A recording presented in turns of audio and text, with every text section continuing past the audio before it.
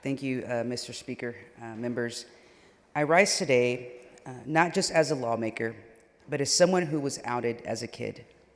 Before I had the words to describe who I was, before I knew what it meant to be LGBTQ, and long before I had the support that I needed. SB 12 isn't about protecting children or parental rights. It's about silencing them. It's about erasing families, banning truth, and turning our classrooms into closets. And let me tell you, some of us have spent enough time in those closets, and we sure as hell aren't going back, no matter how much this body tries. You know, I think about the 12-year-old in El Paso, the 14-year-old in Houston, and the quiet kid in rural Texas living behind the pine curtain who just needs one adult to say you're okay and you're not alone and you're loved. This law tells that child that their identity is a threat, that their story does not belong in a classroom or anywhere else for that matter. This is dangerous, and members, it's just cruel. Our schools should be places of learning, of safety, of affirmation, not political backgrounds where LGBTQ kids become collateral damage. You all must learn and understand how this debate and how bills like this will impact real Texas children. According to the Trevor Project, 90% of LGBTQ youth say that their well-being was negatively impacted by politics. Key words, politics, not teachers, not librarians, not books, and not guidance counselors. In the same Trevor Project study, 45% of trans and non-binary young kids reported that they or their family have considered moving to a different state because of LGBTQ-related politics and laws. And I won't even share the percentage of LGBTQ youth who have considered suicide as a result of legislation and debates just like this one, because a fraction of 1% is far too high and is a phenomenon that this body should take swift action on to reduce. The passage of HB 12 or SB 12 will prove that this body is dedicated to hurting kids instead of actually helping them. When I was outed, I felt fear, I felt shame, and I felt isolation. No child should carry that kind of weight, especially not because their state told them they had to, and that the adults in their lives would be legally prohibited from supporting them in the way they needed and deserved. Members, today's word of the day from Pastor Scott was identity. In this morning's prayer, Scott reminded all of us to remember who we are as we close out this legislative session. He reminded us to remember the God, the entity that made us who we are and gave us our identity. When Scott gave this morning's prayer, he said what many of my colleagues and I have been preaching in this chamber for years. Many of us here, including myself, believe Scott is correct. We believe that God gave us an identity. I believe he worked through my parents to create me when they were ready and to raise me in the way that honored our family, our ancestors, and our values. My identity lies within me, and my identity has nothing to do with you and yours. Whether you want to give credit to God for that, or if we want to chalk it up to evolution that is an irrefutable truth, my identity lies within me, and I'm the person who offers the world the opportunity to get to know me.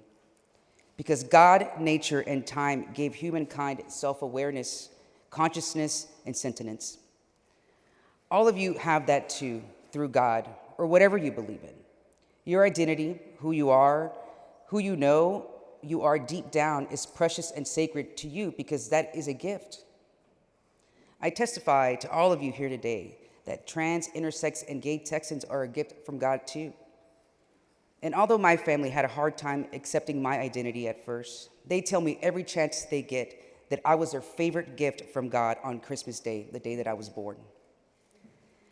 And as all of you are a gift from God, LGBTQ Texans are the same.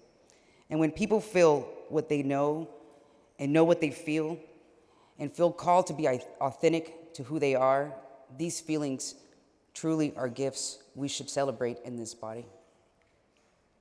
Every student in Texas, every student in every Texas school is a gift from God, every single one of them. When we insert language into legislation that tells children, I cannot support your wish to live your life in accordance with your identity, that hurts kids in the short and long term. It hurts them as they march towards adulthood. That pain seeps deep down into the roots and permanently impact branches of the family tree in visible and invisible ways. And if we won't support kids when they need it the most, then what are we actually doing here?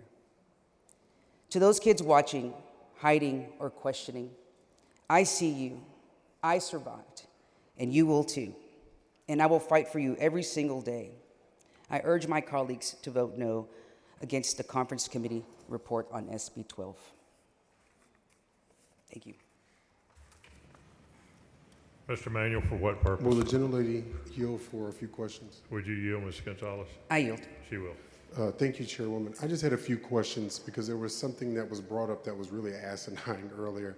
And I wanted to ask you, what club in your school taught you to be gay or to be a lesbian? Unfortunately, we did not have GSAs, or any type of school club like that. I wish that we had, but nobody taught me to be who I am today. It's just how I felt inside. So you weren't indoctrinated into some secret gay, lesbian, transgender cult that turns you to who you are? There's no cult as There's no cult? No, as some try to demonize our community, absolutely not. So, and then also asking this one, where do gay, lesbian, transgender, non-binary children come from? Who gives birth to them? Well, their mother, they're a gift from God. So, where we all come from are from heteronormative families, or from families that look like ours or different, but they're not giving us a little slip that says you're gay if you go to this club. No, it was not assigned at birth. And we're not passing notes to people's children in these groups telling them to be gay because it's the right thing to do, correct? Correct. I mean, these groups or these spaces, they exist because sometimes you can't talk to an adult sometimes. You don't even know what's going on within yourself.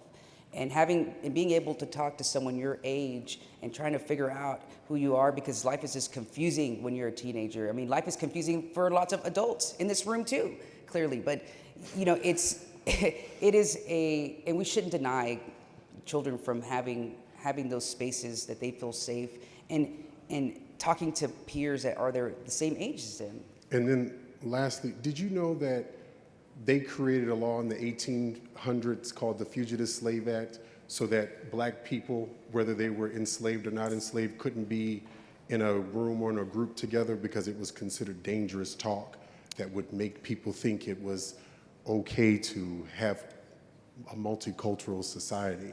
Yes, I'm aware of that. And lastly, unless I'm just not using my brain, isn't this country based on being a melting pot and not off of one singular way of thinking, praying, or believing? Yes, I mean, that's what makes our country so great and our state so great.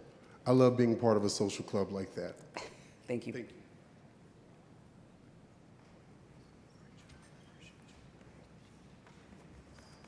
The chair recognizes Ms. Weiner to speak against the bill.